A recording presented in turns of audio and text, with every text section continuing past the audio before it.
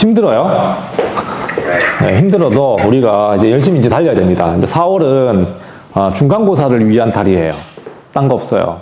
3월은 친구들 처음 만나가지고 어색함을 털어내는 시간인데 털어지진 않을 겁니다. 3월달 한 달 했다고 하더라도. 근데 4월달은 이제 시험을 준비하면서 여러분들이 이제 한마음으로 공부하면서 더 친해지겠죠? 아닌가? 자. 네, 오늘 좀 빨리 맞추면 안 돼요?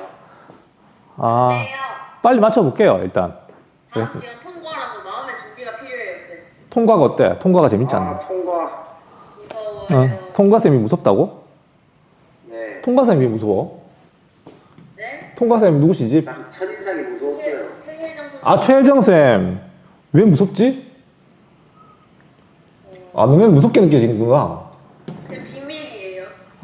아니야. 최혜정쌤 되게 너네 몰라서 그렇지. 알고 나면 되게 속이 아름다우신 분이죠. 나도 통화 때 어. 그거 쌤이 예시 들으실 때 선생님 들으세요. 선생님들 예를 들어서 선생님 나는 안 나오나 거기? 아니 그러니까 선생님은 선생님은 선생님이랑 강동이랑 비교해. 나랑 강호동을 왜 비교하는데? 내가 뭐 유재석처럼 보이나? 네. 내 유재석 닮았. 잘생기셨다 했던 것 같은데. 진짜? 내가 유재석 닮았다는 얘기 많이 들었어요. 잘생긴 건 아닌 것 같고 솔직히 아닌 것 같아. 그거는 뭐 그냥 준수한 편이죠. 뭐 이렇게 잘생긴 사람 많은데 우리 학교에 많아가지고 이제 들이밀 수가 없습니다. 근데 이제 나름 뭐 처지는 축은 아니잖아. 키도 뭐 175면 적당한 거고. 왜? 네, 선생님. 약간 탑이에요. 뭐가 탑인데? 우유 빛깔 부산쌤.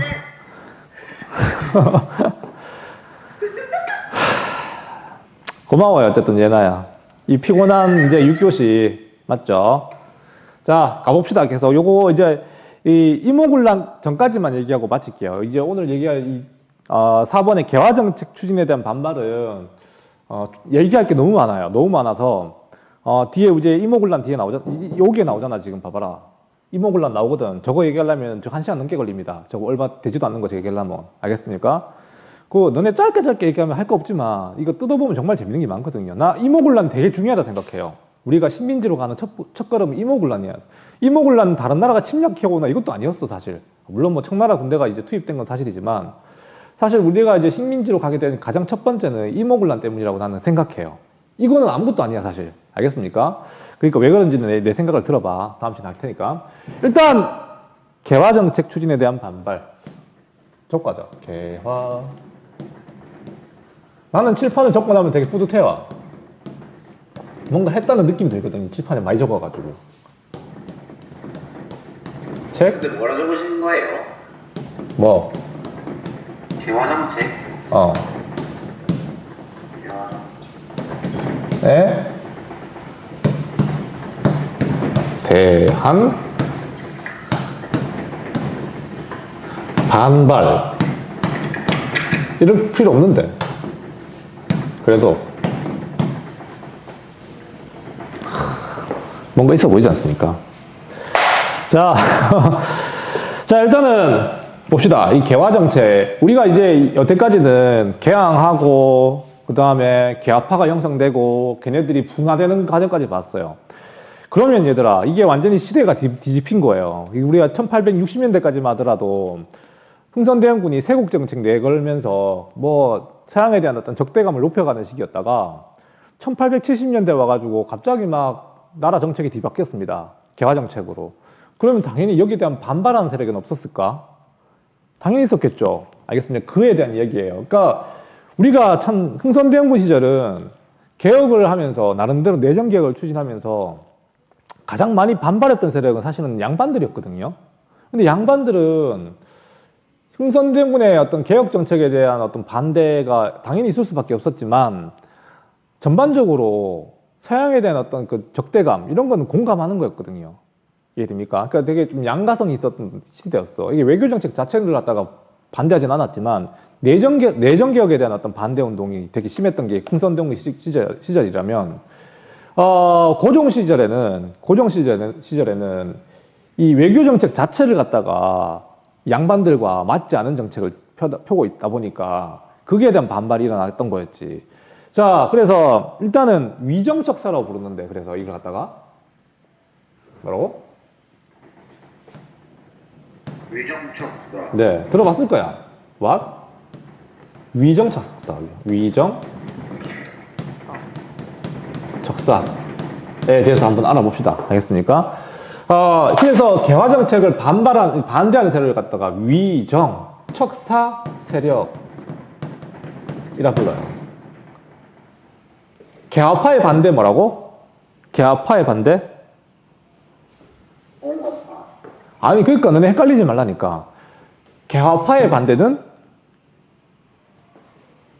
위정척사파야. 위정척사. 알겠습니까? 위정척사파야. 그러니까 얘네들은 주로 이제 성리학자들이야. 자, 이 위정척사는 얘들 말 자체가 어려운데 주로 이제 성리학자들 중심이 성리학자 중심. 당연히 이 사람들은 중국 빼고 전부 다 오랑캐라 생각하는 사람들이라고. 알겠습니까? 무슨 서양 애들하고 무슨 교육을 하냐고. 저런 오랑캐들하고 성리학도 모르는 놈들하고 무슨 법도를 모르는 사람들 어떻게 우리가 같이 지내냐고 하는 사람들. 성리학자들. 주로 양반들이겠죠. 물론 얘들도 양반이 아닌 건 아니지만 보수적인 성리학자들이 중심이 돼서 만든 거, 개화 정책에 대한 반대했던 세력을 갖다가 위정척사라 부릅니다. 위정이 무슨 말일까? 위정. 말이 어렵죠. 위정. 나라 정치를 생각하고 척사. 알겠습니까? 나라를 위한다 생각하면 됩니다. 정치를 바로잡고, 정치를 바로잡고, 사악한 거, 나쁜 거를 갖다가 배척한다. 무슨 뜻인지 알겠습니까? 오케이? 위정, 올바른 건 뭘까? 이때 올바른 거. 성리학이죠, 뭐. 사악하고 나쁜 거를 배척한다. 이때 말하는 사악한 건 뭘 말하는 걸까? 서양. 알겠습니까? 서양 문화, 오랑캐 문화를 배척하자라고 하는 게 위정척사 운동 또는 세력이라 부르는 거야. 알겠나요? 아까 여기다시 이 성리학자들이 중심이 됐던 거였고, 자, 이 발달하는 과정. 자, 첫 번째, 가장 먼저 이 위정척사 운동에 선두에 있던 사람들이 누구냐면, 기정진. 이게 연도부터 적어야 됩니다. 이거는 좀 시대별로 좀 구분해놔야 돼요. 이거 중요한 것 같아. 위정척사 운동은 첫 번째, 그 다음에 두 번째, 마지막 3단계까지, third까지 발달을 해 나가요. 그러니까 이제 이게 각 연도별로 발달해 가는 과정이 있어가지고, 이건 1860년대에 주로 활동했던 위정척사 세력, 1870년대에 등장하는 위정척사 세력, 그 다음에 1880년대에 활동했던 위정척사 세력이 있거든요. 10년마다 있어요? 10년마다. 10년 단위로 위정척사 운동을 전개했던 이 주제들이 달랐습니다.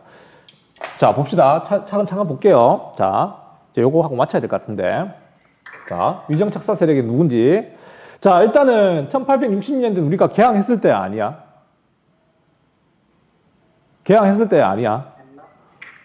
우리 개항은 1876년에 70년대 한 거라고. 알겠습니까? 이때는 다시 말하면 누구 때입니까? 누구 때? 누가 집권하고 있을 때라고? 1860년대는? 하흥이. 도윤이가 잘하는데. 에이, 흥선대원군 시절이라고, 이때는. 60년대는. 알겠습니까? 그래서 이때는 주로 기정진, 이항로, 이런 사람들이 중심이 됐던 위정척사 운동이었습니다. 이때는 흥선대원군 시절이니까 주로 어떤 걸 계기로 해가지고 일어났냐면, 왜 서양을 물리치자는 그런 운동입니다. 다시 말하면. 알겠습니까? 서양을 물리치세 하는 운동. 알겠습니까? 그러니까 이게 쉽게 얘기하면 얘는 진보 세력, 얘는 보수 세력이에요. 알겠습니까? 너네가 자꾸 헷갈리는 게 뭐냐면, 얘네 둘이가 뭔가 싸우니까 얘가 보수고 얘가 진보 아닌가? 이게 아니라 얘네들 전부 다 개혁 세력이라고. 옹건이든 개혁이든 간에 다 개혁 세력은 맞아. 맞는데 얘네들하고 완전 다른 애들이 위정척사파야. 알겠습니까? 얘들은 아예 보수, 얘들은 그래도 개혁을 하려는 진보 세력. 진보 세력 안에서의 갈등들이라고, 이거는. 무슨 말인지 이해됩니까? 오케이? 자, 어쨌든 1860년대 기정진 이양로는 병인 양료라든가, 맞죠? 또 뭐 있었나? 신미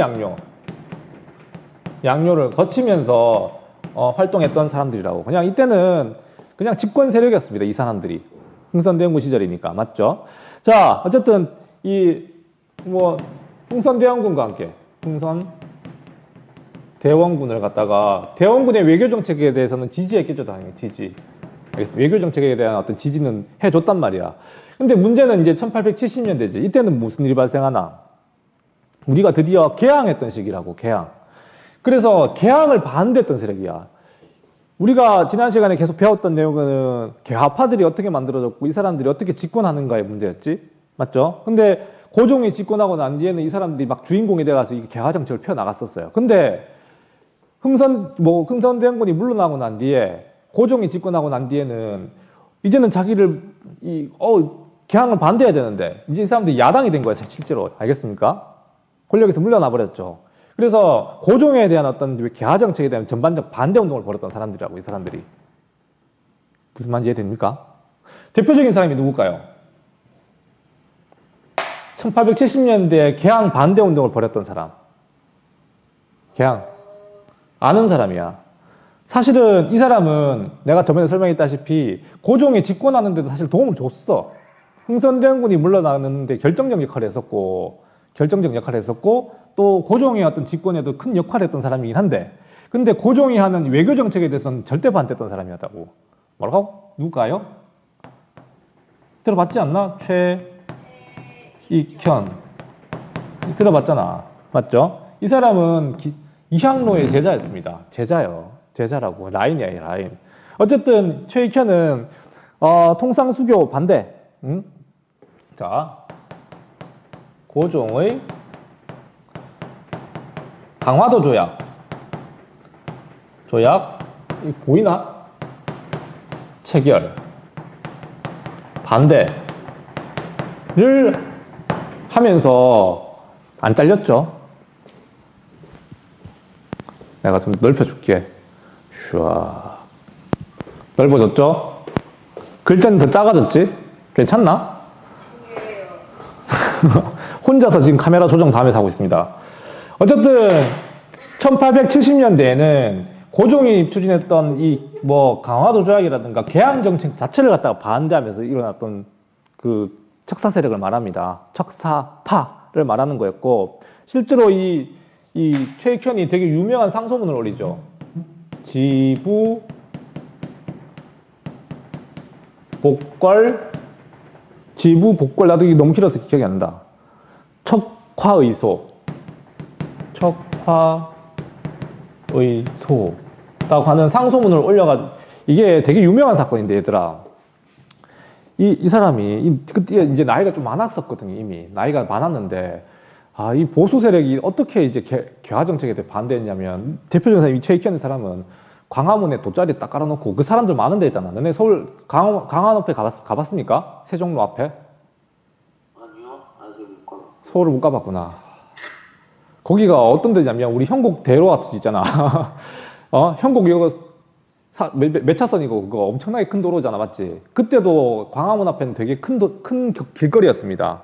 알겠습니까? 거기에 있잖아, 한가운데 돗자리 깔아놓고, 이해됩니까? 도끼를 짊어지고 있잖아. 상상을 해봐. 도끼를 뒤에다 짊어지고, 엎드려가지고 상소문을 갖다가 올리고 있었다는 거라고. 근데 이제 지부복걸이라고 하는 게 그런 말입니다. 이제 도끼를 갖다가 둘러매고 상소문을 올린다는 거야. 자, 내가 하는 말 중에 틀린 말이 있으면 이 도끼를 가지고 내 목을 치라고. 어떤 말을 했냐면, 진짜 근데 이 사람이 정확하게 잘 판단했어요. 이 지부복걸 척화의소에는 이런 말이 들어있다고. 일본이 만약에 우리가 개항하게 되면, 우리가 강화도 조약 이거 할 때야, 진짜. 우리가 개항하게 되면 우리가 절대 손해보게 될 거다. 절대 하면 안 된다. 왜냐? 일본이 우리나라에 팔 물건과 우리가 일본에 팔 물건은 바꿔서는 안 되는 물건을 팔 거야. 무역이 일어날 거라고 예측했던 사람이라고요. 다시, 자, 일본은 우리나라 가서 뭘 팔았을까? 우리나라 가서 뭘 팔려고 왔을까? 걔네들은 서양에서 들어온 면화 있지, 면화. 영국산 면화, 공장에서 찍어낸 면화, 그거를 갖다가 중국에서 사들여가지고 우리나라에 되팔려고 온 거야. 이러니까. 근데 우리는 그 면화가 값이 싸고 이렇게 뭐 그렇긴 하지만 우리가 그걸 사는 대신에 일본한테 줘야 될 게 뭐였을까? 쌀이었다니까? 쌀이었다고. 쌀은 유한하고 그 면직물, 공장에서 찍어낸 물건은 무한한데 어떻게 무한한 것과 유한한 것을 바꾸냐. 만약에 이렇게 거래가 일어나게 되면 우리나라 분명히 쌀이 부족해져가지고 식량 문제가 심각해질 거라고 라고 얘기합니다. 이게 맞는 말일까 틀린 말일까? 맞아요. 강화도조약 체결 전에 이런 말을 했었다니까? 정확하게 짚어냈죠. 하다. 알겠습니까? 이게 정확하게 짚어낸 거라고. 실제로 그런 문제가 발생합니다. 강화도조약 이후에, 실시한 이후에. 그러니까 이 최익현이 봤을 때는 강화도조약은 우리한테 너무나 손해가 막심하고 나중에 일본이 우리를 침략할 수도 있으니까 절대로 해서는 안 된다. 개화정책은 반댈세라고 하면서 광화문 앞에 엎드려가지고 도끼 짊어지고 이렇게 상소문을 올린 겁니다. 고종한테. 이해됩니까? 그럼에도 불구하고 고종은 이걸 추진해 나가죠. 알겠습니까? 최익현이 저 수짓한 거예요? 최익현. 최익현이 저짓한 거예요? 저짓? 근데 저거 한 번만 읽어주실 수 있어요? 지부 복궐 척화 의소. 책이 안 나오고 싶은데? 나오나? 뭐 어쨌든 뭐 이게 책에 나오진 않을 것 같은데 어쨌든 이런 상소문 올리면서 뭘 했던 거가 중요한 거야. 뭘 했던 거? 개항 팀이요. 반대. 알겠습니까? 개항을 반대하면서 최익현 같은 사람들이 활용했다는 게 1870년대예요. 알겠습니까? 그 다음에 대표적인 사람이 누구였냐면 80년대야, 80년대. 1880년대는 이미 개화정책이 많이 추진되고 있던 상황이라고. 근데 특히나 1880년대는 이제 누구와도 수교하려고 했던 거야, 이거. 우리 배웠지만 서양과 이제 수교하려고 했던 움직임이 나타났을 때야. 1880년에. 특히 이만손. 알겠습니까? 그 다음에 누구냐면 김평묵. 이런 사람들 중심으로 일어났던 거였고 그 계기가 됐던 건 뭐냐면 얘들아 바로 조선 책략이야. 이거 다 적어줬습니다. 지난 시간에. 맞죠? 조선 책략이 무슨 책이었지? 얘들아 했잖아 지난 시간에. 요것만 맞춰야 될 거야. 끝났어 기억이 이제. 안 난다. 조선 책략은 이것 때문에 미국하고 수교하게 됐잖아요. 기억나나? 조미수호 통상조약 네. 배경에는 김홍집이라는 사람이 일본에 가가지고 가져온 책이 하나 있는데 그 책이 고종이 읽고 난 뒤에 되게 이건 해야겠다 해가지고 밀어붙인 거라고. 그래서 조미수호 통상조약이 1882년에 체결되게 됐다니까. 근데 그 과정에서 고종은 이 책을 갖다가 나만 이제 안 읽고 양반들도 한번 읽어보시오. 제발 이거 너네 개항 반대하지 말고 서양 외국이 어떻게 돌아가는지 한번 너네도 한번 읽어보라고 해서 이걸 전국에 다 유포했다니까 양반들한테. 이해됩니까? 그 양반들은 이걸 읽고 난 뒤에 그렇구나 했던 게 아니라 어떻게 했을까? 더 반발했던 겁니다. 알겠습니까? 더 반발해가지고 이건 말도 안 되는 소리다. 왜 이런 걸 왜 하냐고. 이미 중국하고 친하게 지내고 있고 일본은 봐라. 일본은 침략적 요소가 다분한데 걔네들하고 어떻게 친하게 지내며 왜 우리가 미국하고 생판 모르는데 친구가 돼야 되냐고. 그 목적은 뭘까 얘들아? 양반들이 보기에는 이건 우리나라 사람이 쓴 책도 아니고 청나라 사람들이 청나라의 어떤 외교적 목적 때문에 우리를 갖다가 이거 조선 책략을 위한 책을 써놨는데 이걸 왜 우리가 그걸 따라야 되냐. 다시 말하면 양반들이 보기에는 우리가 중국과 친하게 지내고 일본과 친하게 지내고 미국과 연합하여 도대체 뭘 하라는 겁니까? 청나라의 목적은. 청나라가 왜 이걸 갖다가 추진했을까? 추진하라고 이게 어드바이스를 했을까? 조선에다가. 청나라 입장에서는. 러시아 견제하려고 너네가 우리 같이 묵자는 거잖아, 지금. 그러니까 이게 그거거든. 그러니까 청나라 입장에서 봤을 때는 지금 무서운 나라가 러시아야, 러시아. 국경을 맞다고 있는 러시아. 그 러시아를 견제하기 위해서는 조선을 갖다가 자기 편으로 끌어들이려고 지금 미국하고 좋은 관계 맺어가지고 러시아를 견제하려고 하는 그 전략 속에 우리가 왜 말려 들어가냐. 무슨 말인지 이해되지? 양반들은 그렇게 해서 반대했던 겁니다. 우리가 미국하고 친하게 지낼 이유도 없으며, 그 다음에 지금 러시아가 청나라한테 위협이 되는 거지 지금 조선을 갖다가 치려고 하는 것도 아닌데 왜 이렇게 동맹을 맺어가지고 러시아와 적대 관계를 맺어가냐, 이거 더 위험한 거다 라고 반대했던 겁니다. 알겠습니까? 미국과의 수교도 반대했던 거라고. 어쨌든 논리가 어때요? 논리가 틀린 건 없죠. 알겠습니까? 이것도 틀린 말이 아니야. 오케이?